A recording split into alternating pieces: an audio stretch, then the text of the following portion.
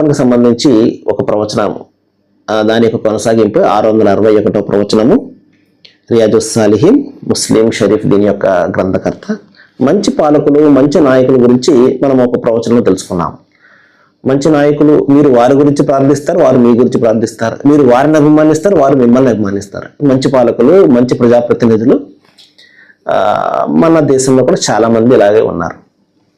ఏమండి, ఇంకా చెడ్డ పాలకుల గురించి, చెడ్డ అధికారుల గురించి, చెడ్డ నాయకుల గురించి ప్రవక్త వారు ఇక్కడ ఏం చెప్తున్నారు అంటే, మీ పాలకుల్లో మీరు అసహించుకునేవారు, మిమ్మల్ని అసహించుకునేవారు, మీరు చీత్కరించుకునేవారు, మిమ్మల్ని చీత్కరించుకునే వారే అత్యంత హీనమైనటువంటి పాలకులు. ఇలాంటి వారు లేరా? చాలా మంది ఇలాంటి వాళ్ళు ఉంటారు.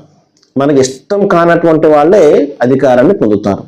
ఏమండి, ఏదో ఒక విధంగా ప్రజల మధ్య విభేదాలు సృష్టించు, ఈవీఎంలు లేకపోతే ఏదో విధంగా దాన్ని మానిపులేట్ చేసు, లేకపోతే వ్యవస్థలను ఏమార్చు, ఎలక్షన్ కమిషన్ అని, లేకపోతే జ్యుడిషియల్ వ్యవస్థ, లేకపోతే బ్యూరోక్రాట్ వ్యవస్థ, వీరిని ఏమార్చు మొత్తానికి తమ అనుకున్నది సాధించుకుంటారు, పాలనాధికారాలను చేపడతారు. ఏమండి,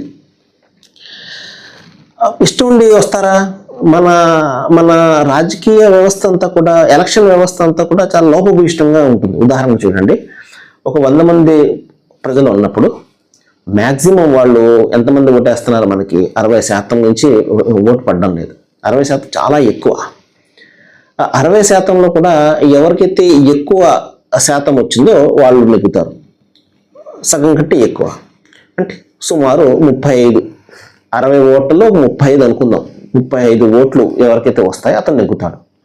అంటే 65 మందికి నచ్చినటువంటి వాడు, ఇష్టం లేనటువంటి వాడు 35 మందికి ఓటు వేస్తే అతను రాజకీయ నాయకుడే మొత్తం ఈ 100 మందిని కూడా పాలిస్తాడు.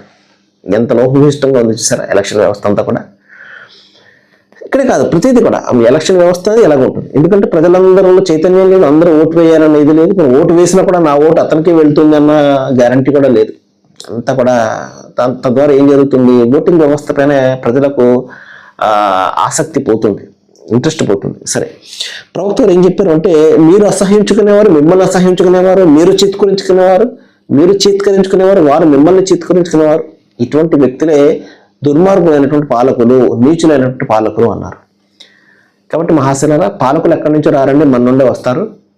మనము ఎంపిక చేసుకున్నటువంటి వాళ్ళే ఉంటారు. మన నుండే ఎవరైతే బయలుదేరుతారో మంచి వ్యక్తులు, అటువంటి వారిని మనం ఎంకరేజ్ చేయాలి.